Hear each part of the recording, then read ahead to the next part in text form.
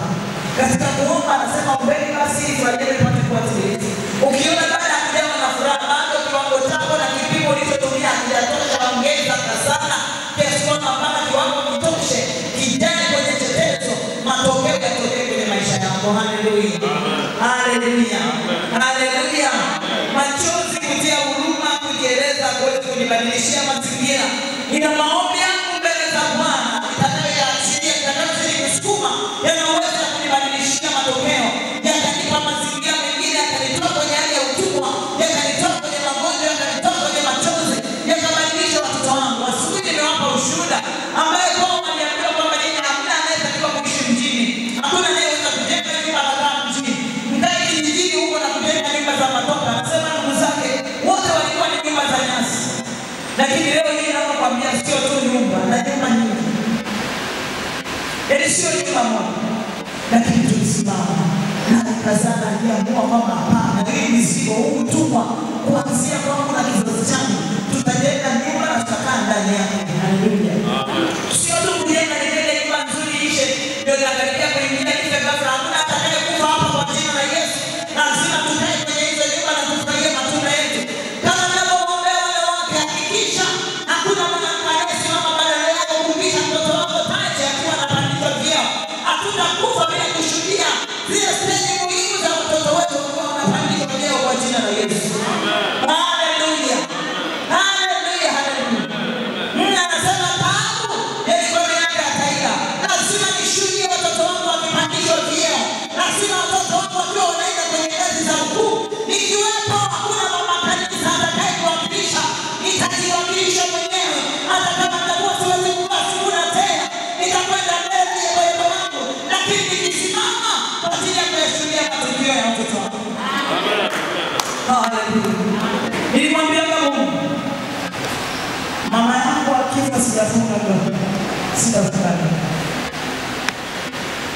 Nilikuwa namwambia Mr. Njushi. Nikamwambia kuna mazingira magumu na napataka nikienda kwenye harusi. Nikikuta bibi harusi ana mzazi. Tunaonaga wanapopataka shida, wanatafuta wako nani apokee keki. Mimi nilikuwa nalia mwanzo mwisho kafikiri na wafahamu. Angalia yale, sitaki nione. Yaani sitaki nione mama yangu awepo.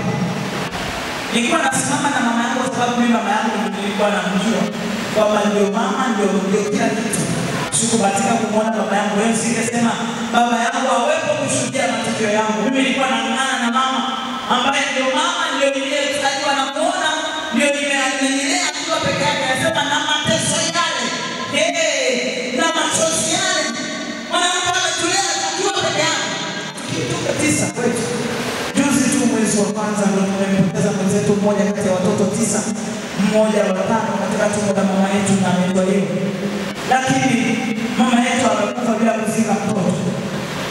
Siku anazikwa ilikuwa kama sherehe, wanasema huyu mama ana bahati.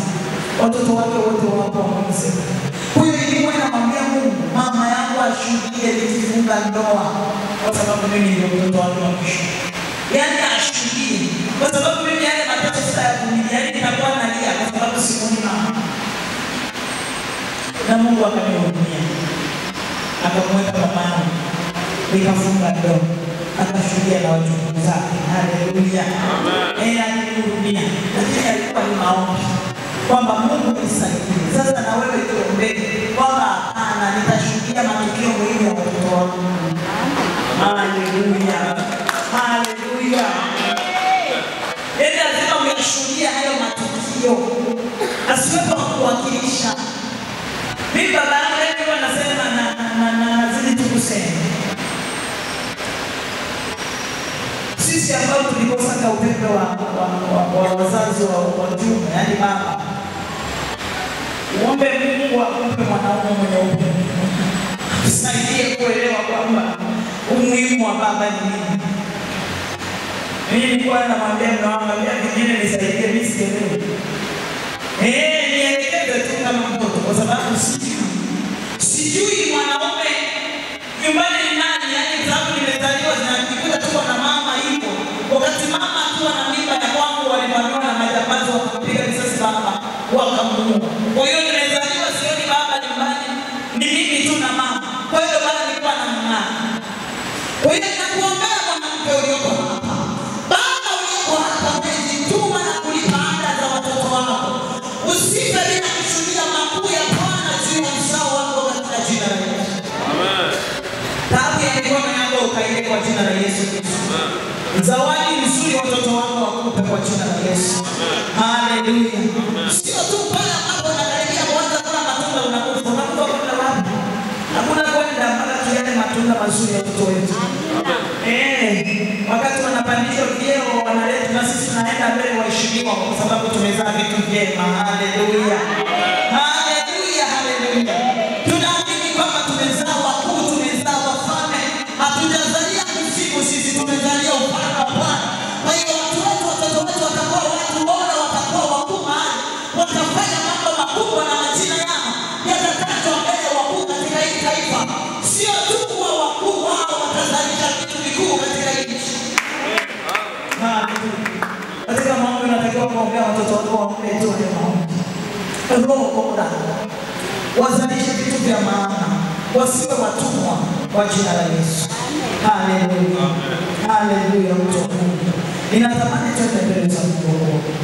Ni nini unatamani Yesu akiokoe? Nini?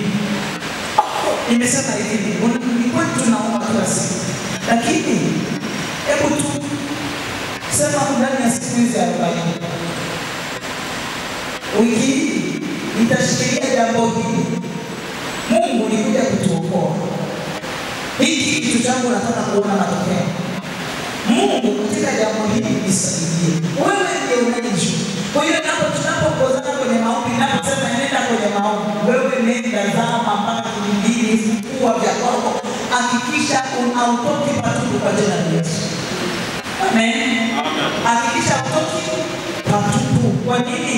Wewe ndio unajua ni wapi unataka Mungu akuokoe. Hapo sio dini ya tena. Mimi kazi yangu ni kukupa njia kwamba tunapita hii. Spidi ya kukimbia unayo wewe. Bwana Yesu asifiwe. Haleluya mtu wa Mungu. Tutasimama na hiyo Kutoka 6. Naomba usimame kwa Mungu. Tutasimama na hiyo Kutoka sura ya 6.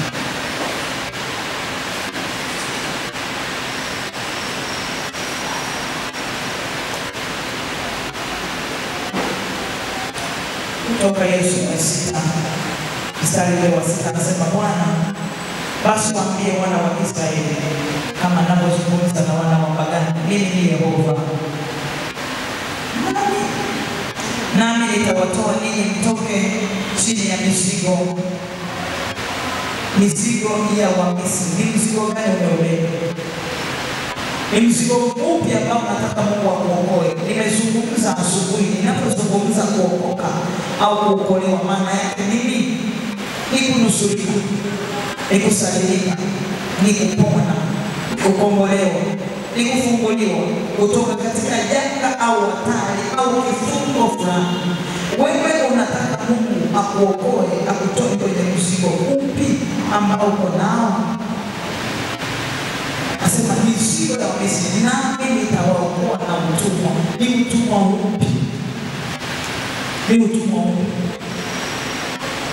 Kuzalia nyumbani, kutokufanikiwa, kutokusoma, hakuna yanayotokea kwenye maisha yako. Ni utumwa upi unataka Mungu akutoe? Yeye ameamuru tuokolewe. Ile kwa hiyo niambia Zaburi ya 71 mstari wa 3. Kile ninapokwenda yeye ameamuru niokolewe. Kwa hiyo unataka wapi akutoe? Ni kwenye utumwa upi? Utumwa ni roho. Ni wapi unataka Mungu akutoe? Ni wapi unataka Mungu akutoe mzigo? Ni upi mzigo ulioubeba? Ni upi? Yamkini mzazi una mzigo wa watoto. Mwambie Mungu, naomba unitoe mzigo. Watoto ni zawadi, sio mizigo. Nisaidie watoto wako waokolewe. Nadhani ndoa na machozi, mwambie Mungu, nitoe huu mzigo, nitoe hapa.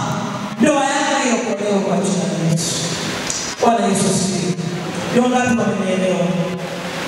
Ambao wanaweza kuomba sana. Wewe hata kama uweze kuomba kama mimi nadhani naomba kama chanyani. Iko asifiwe. Wewe zungumza, yaani ongea kama unaongea na mtu na jirani yako. Mwambie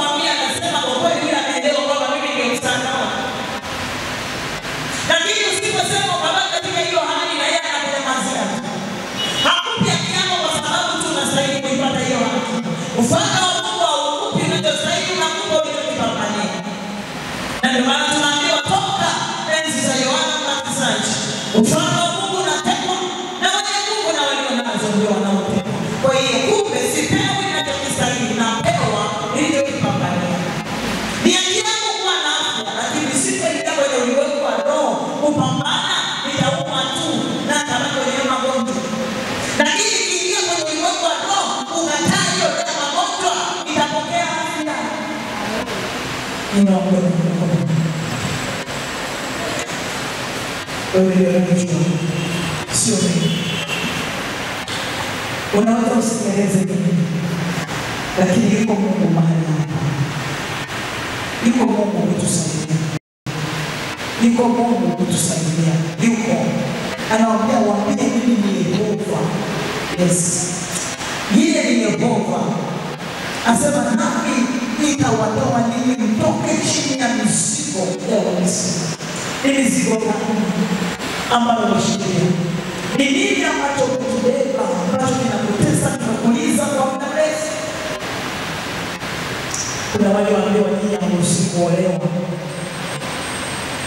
Kuna wale walioambiwa kwamba nyinyi hamtakaa mfanikiwe.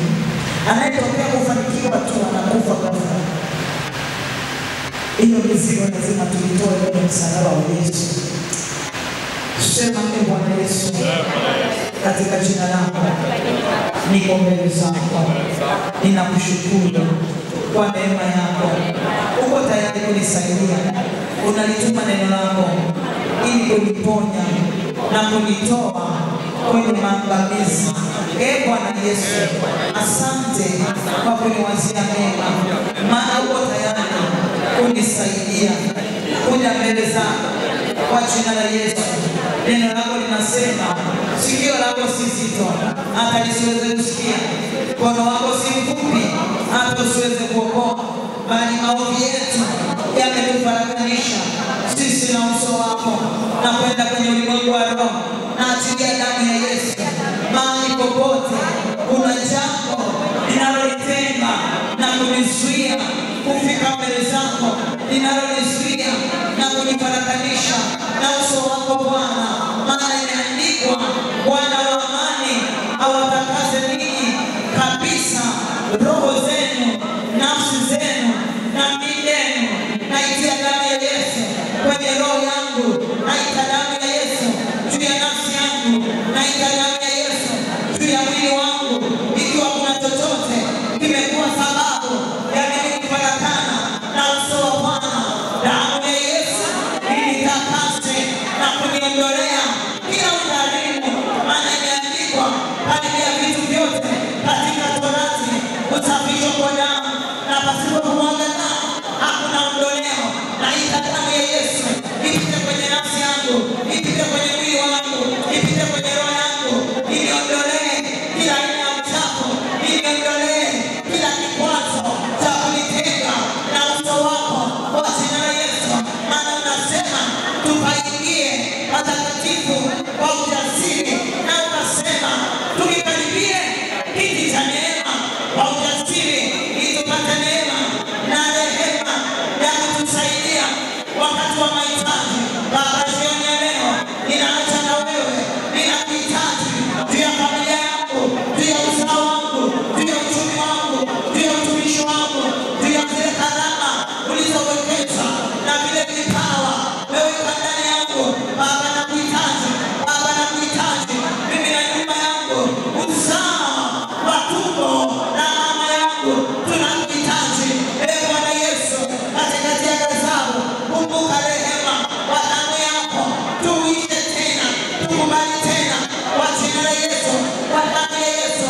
Maana imeandikwa tutubu na kurejea ili dhambi zetu zifutwe, zije nyakati mpya za kurudishwa kwako Bwana. Baba, jioni ya leo badilisha nyakati na majira katikati ya maisha yangu kwa damu ya Yesu, kwa jina la Yesu. Umesema watu hao ni watu walioibiwa, ni watu waliotekwa, wamekuwa mawindo, wako magerezani, wamekuwa mateka, hakuna okomaye. Jioni ya leo ninasimama kama kuhani wa malango yangu, ninasimama kama kuhani wa familia kwetu, ninasimama kama kuhani wa kabila langu, ninasimama kama kuhani wa taifa langu kwa jina la Yesu. Umesema hakuna okomaye.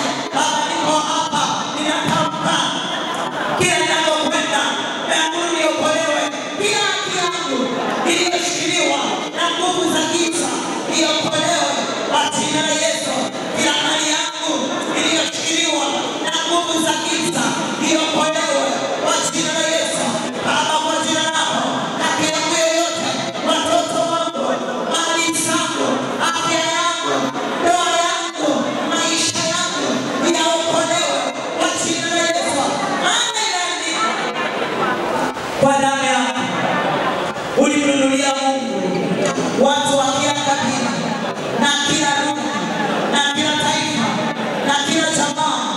ukawafanya kuwa ufalme na ukuhani kwa Mungu wao. Jioni ya leo damu ya Yesu ikaniokoe upya, ikaniokoe upya, ikaniokoe upya.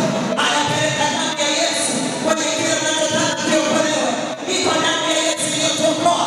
Anasema kwa damu yake alinunulia Mungu watu wa kila kabila, watu wa kila lugha.